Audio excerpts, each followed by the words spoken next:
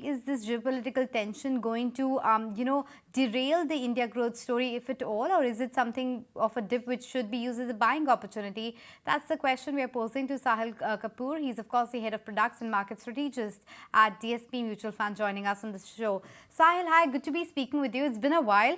Let's start by discussing your, market outlook itself in terms of equity markets in here in India. The small cap and the mid cap indices were getting a bit frothy, and the overall clamor was that it's safer to be in large cap stocks. Is that what you are changing your product portfolios to be as well, in terms of what you're recommending to your clients? So Anisha, largely when you look at the broader universe, small and mid cap, of course, appears slightly more expensive when you compare it to large caps on a relative basis. Recently, we came out with data that the median price to earnings multiple in the SMID universe, which is 101 to 500 stock, is about 40 times, which was 20 times way back in 2007 peak. So in this bull market, we've seen very large expansion in price to earnings multiple. And there are a number of parallels that we've shown from, let's say, comparison to the 2003 to 7 rally or the 2017 bull market in small and mid caps and what we have today. And there are very similarities between these periods in terms of very low volatility, high participation, and also very strong earnings growth.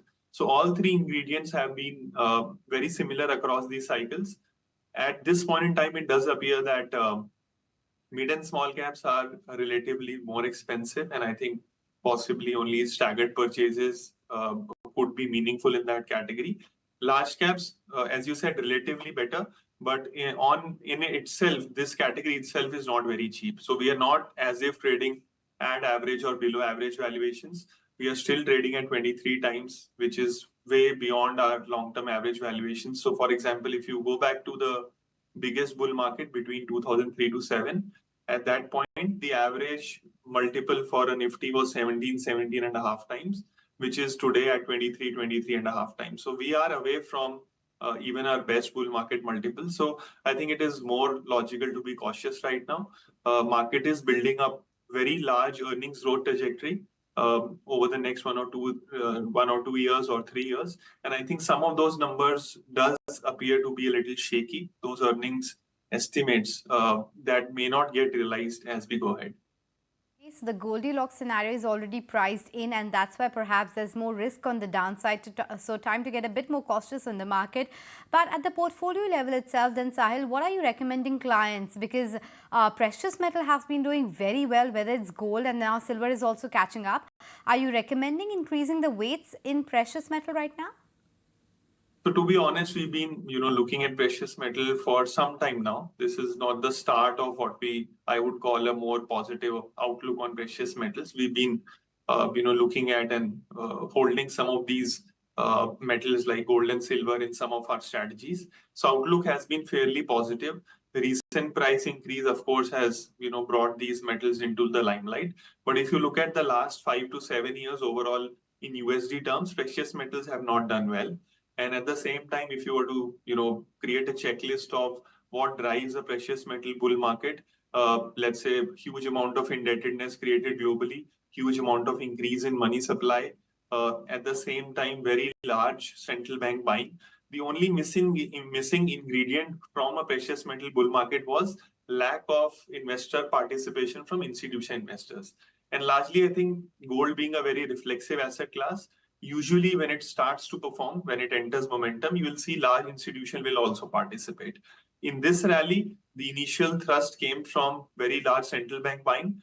I think the second thrust can come from from institutional investors getting into precious metal as an overall segment. So I think there is still early days from the perspective of a bull market taking birth in precious metal. And I think possibly over the next few years, we'll see that precious metal will catch up with their long-term returns and possibly perform much better. So yes, this is a category that we think is poised for good margin of safety.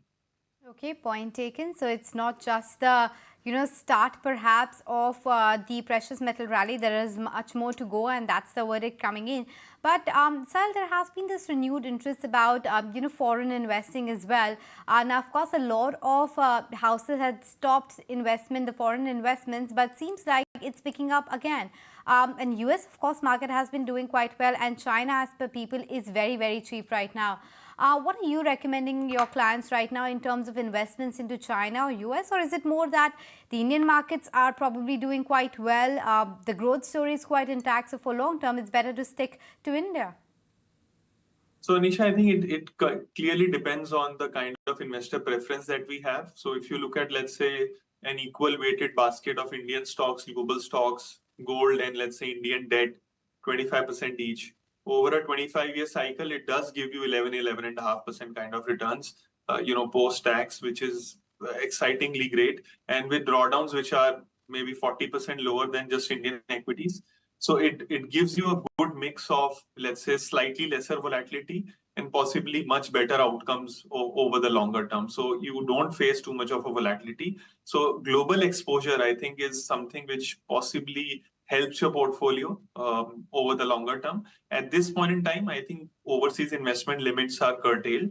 As you know, that even ETF investments have become much lower, and there are limits put there by the regulator. So I think the use case for global funds is limited as of now. As and when those limits are revised, I think people will be able to take exposure through the mutual fund route. Wherever there is room, I think there are enough opportunities globally where there are a number of companies which generate huge amount of cash flows. And as you know that since markets are extremely global, there are a number of companies which participate in, let's say, not only US, their client segment or profitability comes from across the world, right? So there are many such companies, great brands residing in Eurozone, a number of companies in China, which have become, the financial matrices are now turning. So I think there are a lot of opportunities globally that investors can look forward to. But of course, the participation through an instrument is something that people will have to solve for until the limits are revised. Yeah, that's a bit of a problem right now. People don't know the way to invest in the global, global equities at the moment. But you briefly hinted about earnings, and you talked about how perhaps the growth rate is expected to come off, or at least people are building in probably the best case scenario. Could you talk to us a bit more about that in terms of which sectors you think are probably fairly priced or expecting or having too optimistic expectations and perhaps have more downside? Sure. So if you look at, let's say, the historical past data, we looked at whenever your earnings growth outpaces the nominal GDP growth, usually in that period, you are in a very strong bull market. So if you go back to, let's say, the period between, let's say, 2003 to 7, you will see that in most of those years, earnings growth was way ahead of nominal GDP growth. If earnings were growing at 25% CAGR, nominal GDP was growing at 14-15% CAGR, an all-out bull market. Similarly, some patchy years, for example, 2010, where earnings growth outpaced nominal GDP growth, 2017 calendar year, again, earnings growth outpaced nominal GDP growth. And similarly, for the last 3 years, earnings growth has outpaced nominal GDP growth. If you look at the margin of how much does it outpace, so for example, on a 3-year CAGR basis, earnings growth has been 15% higher than nominal GDP growth rate. Now, this is the best case for earnings growth that we've seen versus the nominal GDP growth rate going back to history. Still, the data is available, and we hit that number very, very recently. That means we are performing as much to our potential as we have in terms of corporate profitability. And then you look at 2-3 matrices. First, top line growth has slowed. If you look at BSE 500 last 2-3 quarters, top line growth is between 5 to 6%. It was 20% plus just about 6-7 quarters ago. Profitability has been very high. Profit growth has been 20-25% plus. But as you know, the current earnings season, which began just 2 days ago, you will see that expectation is that corporate profitability will be between 14 to 16%. FY25 Street is putting in estimates of about 18%. When we look at numbers, top down or bottoms up, I think 12 to 14% could also be a struggle. So now, and plus the last point, margins are also at peak. Corporate margins in India have not been better except 1 or 2 quarters because of base effect. This is the peak corporate margins that we've seen. And I don't know what other drivers are left which can, propel the margins higher. So if you put these 3 points together, top line growth, which is slowing, you already have peak, profit margins, and drivers of profit margins are absent, which can expand profit margins from here. And then you question that if earnings growth is going to be 12 to 14%, why would you pay 23 times or in mid cap 28 to 40 times earnings multiple? So I think those expectations will have to be recalibrated, and possibly the markets will do that over the next 12 to 24 months. Yeah, no, that's a fair question. You wouldn't pay 20 times or over 21, 22 times for a 12 to 14% growth with not many levers for margins as well, which means that the EPS growth is also going to be limited. Sahil, thanks so much for making time and speaking with us. So those are If you like this video, then like, share and subscribe to ET Now.